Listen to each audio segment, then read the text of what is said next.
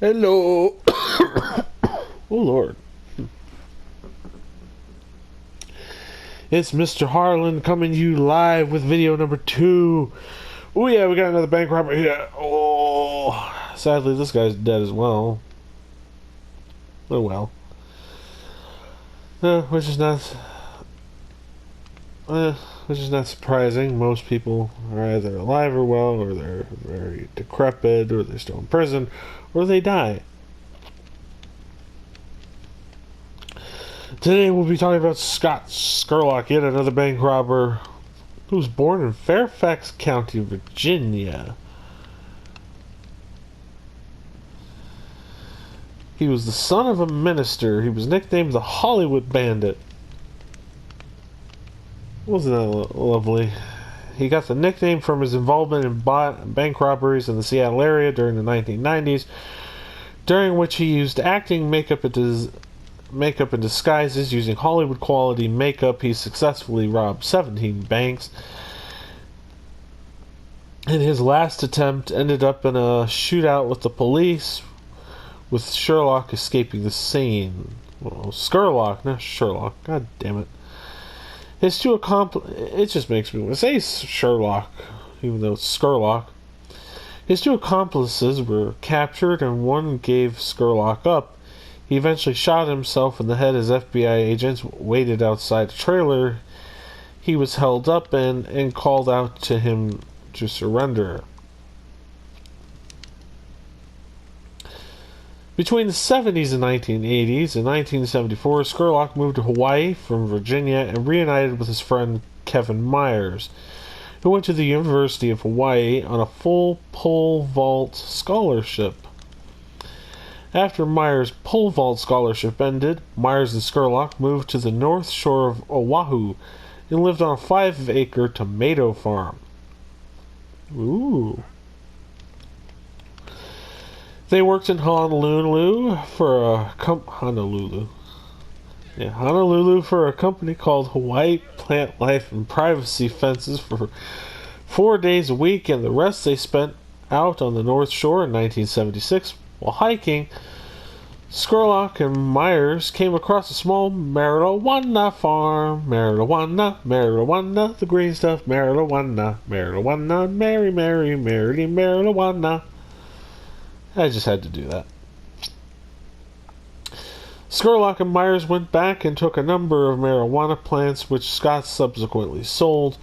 Scurlock hadn't planned on being involved in the drug trade after that, but liking the easy money he made, planted his own marijuana plants hidden on the tomato farm. When the landlord at the tomato farm found out, Scott was kicked off the property, and Myers moved to Banff National Park in Canada soon thereafter. Scurlock left Hawaii and moved to Olympia, Washington. In 1978, Scott enrolled at Evergreen State College. Who the hell names a college that? Evergreen? Never mind. I don't want to judge. Dreaming of becoming a doctor, he excelled in college, including chemistry classes. As a result, Scurlock began sneaking into the school chemistry lab at night through the ceilings to make methamphetamines. Wow. That sounds like someone who wants to be a doctor there. He wants to make methamphetamines instead. Great work, you jackass.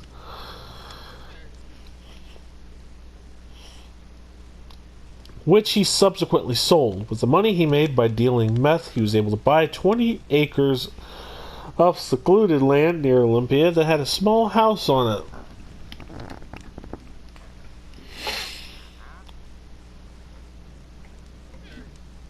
it. He used the house for meth production and built a 3-story treehouse on the property. Scott bragged that he and others built the treehouse only in under 2 weeks, working day and night.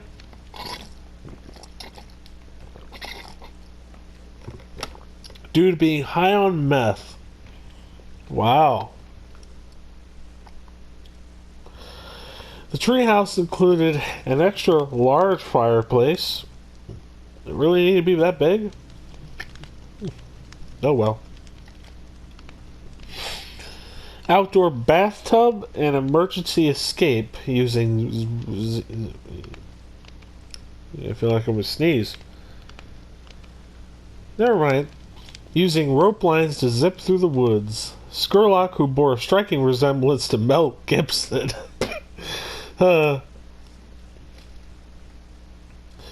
was popular with friends that he referred to as his tribe. He would do almost anything for him. Scurlock hired Steve Myers, Kevin's brother, a successful sculptor who was struggling after a bitter divorce, to come to Washington and do work on his treehouse. Steve Myers transformed it and said that when he arrived, there was nothing in the house that was conscientiously designed. That's very much what Scott was like. Scurlock had an open and free demeanor, and his videotapes extensively in the buff. He traveled extensively and had no shortage of girlfriends and enjoyed the finest restaurants in Champaign. He was known by local waitresses to always leave a $100 tip. It's a little something nice you could do at least. I hear there was a $1,000 tip challenge. That's a good thing people could do. Honestly, I think tipping culture is just dumb as a whole. I think the tip should just be included in the bill so you don't have to leave money on the table. But that's just me. Scurlock dropped out of school due to the money the drug business was making for him. That ended in 1989 when Scurlock's main distributor was murdered. This is just a friendly reminder, kids, not to become a drug distributor or maker or user. As a result, Scurlock decided that the drug business was too dangerous and quit immediately. When asked by a friend about Scurlock's biggest priority being money, he replied, No, all that does is let you live life a little easier. However, Scurlock had to have an income, so he needed to come up with another solution. And that is bank robbery. Yeah. Yes, because of course bank robbery's got to be an option. You ever thought about selling lemonade? That'll make good money. You just tell them, look, you either drink this lemonade or you don't buy it. It's very simple. Very simple rule. You buy the lemonade or you don't. According to Steve Myers, Scurlock had told him that he always had dreams, even as a child, of robbing banks. Oh, isn't that just lovely? What kid in this country has dreams of robbing a bank? What the fuck? In a Robin Hood type of fashion, kind of like reappropriating money. It was with this kind of mindset that Scurlock looked up someone that he trusted, an old college friend named Mark Biggins. Biggins was having severe financial problems and was trying to support a family. Scurlock previously hired Biggins to work on his property to help Biggins financially. As a result, when Scurlock asked Biggins to rob banks with him, Biggins felt obligated. On June 25th, 1922, Scurlock and Biggins robbed their first bank. It didn't go well. The duo had planned to take a car from someone in the bank as their getaway vehicle, which they did, but Biggins was so nervous that he flooded the engine. They then had to run on foot, encountering vicious dogs running across the golf course, where they left confused golfers and witnesses. After the fiasco, Biggins didn't want to be involved with bank robbery and quit. However, Scurlock loved the adrenaline rush and continued to rob banks on his own. He asked his friend Kevin Myers to help and offered him $250,000 for just one job. Myers declined, knowing it would only corrupt his goal to become an artist. Besides, artists can make better money if you really know what you're doing. In 1992, Scurlock robbed 6 banks, leaving few or no clues for the FBI, who subsequently gave him the pseudonym Hollywood for his theatrical makeup he wore during the robberies. Scurlock had plenty of banks to choose from, with plenty of cash due to the growing high-tech industries in the Seattle, Washington area, which turned the locale into a money pit. In 1993, Steve Myers became a lookout for Scurlock. Myers monitored a police scanner, and when any 911 calls came in about the robbery, he would call Scurlock out of the bank. The duo used many tricks to throw off the police, and even paid off bank employees to find out information that would aim them in the robberies. Scurlock convinced Mark Biggins to forget the first bank robbery debacle and help him and Steve with the robberies. Biggins became an in-bank lookout watching Scurlock's bank. Steve, on 48 Hours, praised Scurlock for his professional approach, saying his whole point was, if you go in crazy with violence and waving a gun and something does happen, what do you do then? Most people working in banks realize that this guy is not afraid. This is more frightening and commanding without having to be crazy. Myers also said that they robbed 2 of the banks 3 times each. Due to Scurlock's knowledge of police were concerned that it could be a police officer committing the robberies. Wasn't that just lovely? It's not like a police officer ever thought about robbing a bank before, assuming it ever happened, but you never know. This country has a lot of crazy shit in it. By the end of 1995, Scurlock had stolen almost $1 million. The FBI did, however, notice a pattern and figured that Scurlock needed about $20,000 per month. They were able to determine this by noticing the pattern of his robberies, which seemed to be based around how much money he absconded with any given robbery. With this information, they were able to determine when he would rob the next bank and made an educated guess as to which bank it would be. Their guess on the date, July 25th, 1966, motherfucker, 1996, was exact, but they surveilled a bank that was about 2 miles away from the actual bank he robbed and didn't arrive at the robbery scene in time. By mid-1996, Scurlock, with Biggins and Myers, had robbed 2 more banks. That came to 17 banks in 4 years. The FBI put a $50,000 reward on the capture of the robber, thinking at the time that there was only one person involved. The reward signs showed a sketch of the robber that looked nothing like Scurlock. Sadly, most sketches are terrible nowadays. Some are actually quite hilarious. Some just look downright cursed. His weapon of choice was a Glock 17 Generation 1 9mm pistol, which he used in each of the hold-up robberies, and the pistol he unfortunately used to shoot himself with. Well, he wasn't going to go with the FBI, so I guess death was the only way out.